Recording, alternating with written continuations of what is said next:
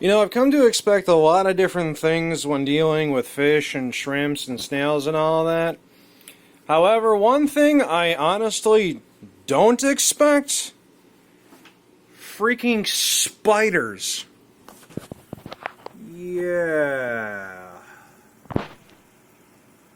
That's...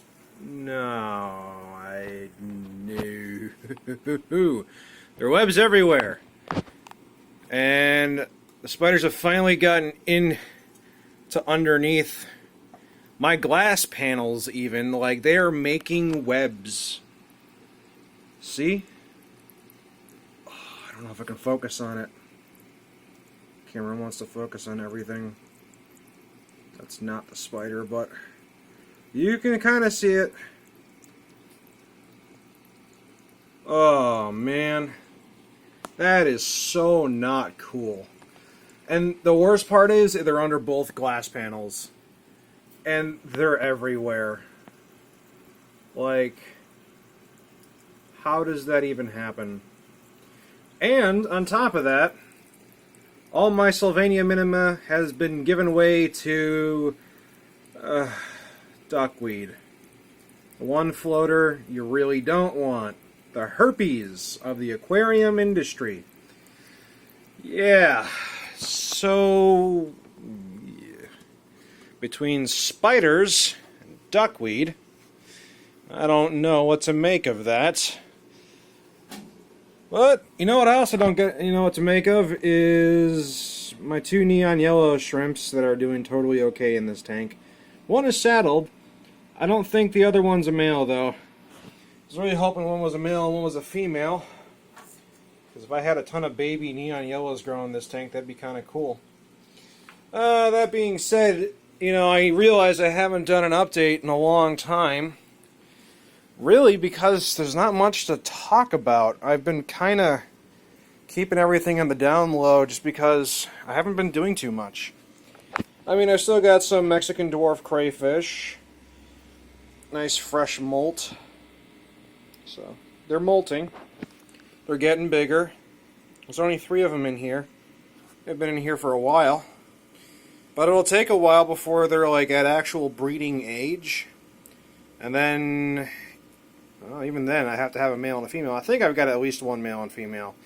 So it'll be a while before anything exciting happens with this tank. My neon yellow colony is slowly reviving.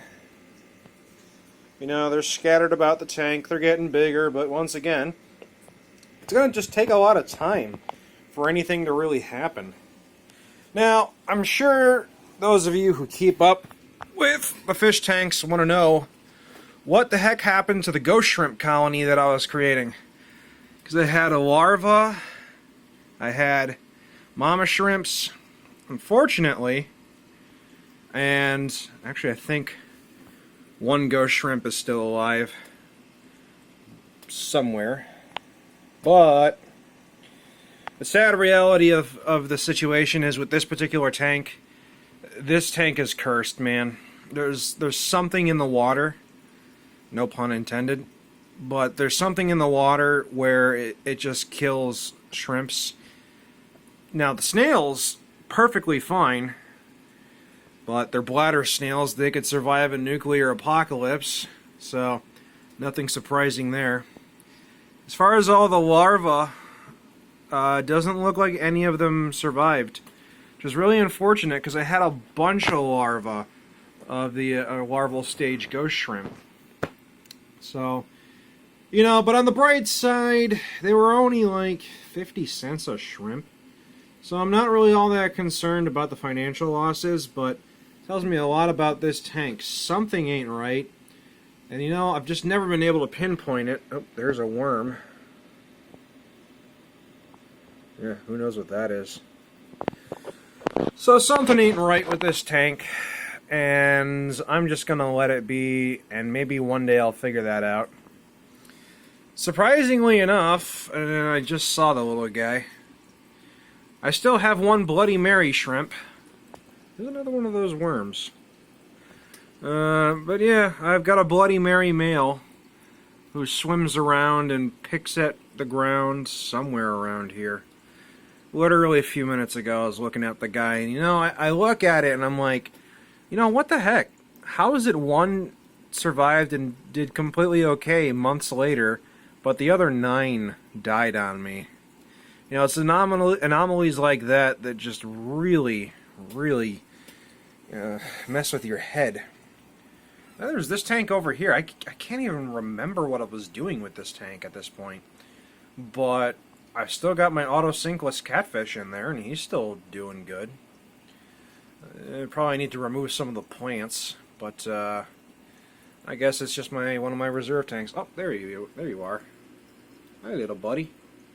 See, he's doing perfectly fine. Starting to think maybe I should get a few more Bloody Marys and try this tank again. Because, here's the thing, there's a thing called aging the water. And I wish it was more detailed than that, but it has to do something with the cycle more complex than just the basic nitrogen cycle routines, where biofilm and other microorganisms and such develop more maturely, which is really necessary for these kinds of shrimp. And maybe this one just got lucky and now the tank is stable. I don't know. But I do know that the one that is in there has been in there for a long time now and doing okay. Got my neon yellows over there. This tank is cursed. I don't know what to make of it. Just a ton of bladder snails. So what I'll probably end up doing is just breeding bladder snails, which is really not all that fun. It's what I used to do a long time ago. I would sell bladder snails to people who live in rural areas who need to feed their cichlids and puffers live food, because it's just cheaper to order snails and have them shipped than drive out like an hour away to their nearest pet store. So I might do that, try and get some supplemental cash doing that. It's a fun, more shrimpy stuff. Speaking of shrimp, Vladimir is right there in the corner. He had a big molt. I did a big water change in this tank. The nitrates were getting pretty high. So I took care of that. There's Peaches. Finally coming out. I've put some num-nums on the ground for Peaches. Peaches and Vladimir have been with me for so long now. Like, despite all the terrible mishaps that I've learned from, these two have been just so reliably awesome. Peaches, God, I've had him for years now. Same with Vladimir. It's kind of annoying that they're the only real things in there besides maybe some assassin snails and some Malaysian trumpet snails. I've been debating whether or not to get some clown loaches to take care of the assassin, or to take care of the Malaysian trumpet snail population. But part of me just really doesn't want to buy a fish for the sake of getting rid of like a pest, because then you get a utilitarian fish that you really don't have a lot of intention of keeping long term, and then that's really just no fun. Then you end up getting attached to a fish that you never really meant to get attached to, and then the problem with that is clown loaches get really big, and I just don't have the kind of fish tank to keep a clown loach. So, yeah, there's that. Then I got this 10-gallon tank down here, and it's just been kind of doing its own thing. I put a few assassin snails in there, hoping they would breed. I don't know why I can't replicate the situation that I had when I first had assassin snails, where they were breeding like crazy. Maybe I'll put some Hey, actually, you know what? I don't know why I didn't think of this. I should make the bladder snail population go crazy in here. Put a few assassin snails in here, because I know for a fact assassin snails have a preference on the type of snail they eat, and they much prefer bladder snails over Malaysian trumpet snails. MTS are just so difficult to get into, but bladder snails, for them, they can crack that like an egg. And just, well, not literally, but they can get in there so easily. Maybe that's what I'll do. I'll just purposely make this population explode and then just have assassins and then have a ton of assassins. Because those are kind of profitable too. Now, I know a lot of you were hoping that I would do something with prawns And I do want to do stuff with prawns, which I would have to use that tank right there for. Unfortunately, I've currently just don't have the resources to invest in the prawns right now. And the other project I wanted to do, I can't even remember the other project I wanted to do. It was, oh yeah, oh, I'm sorry, micro crabs.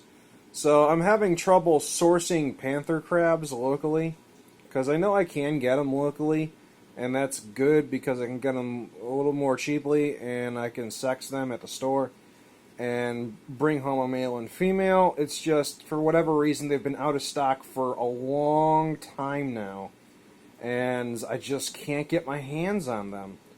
So I'm just having a bit of trouble sourcing them, and you know, it's just been kind of a rough roller coaster ride of different things.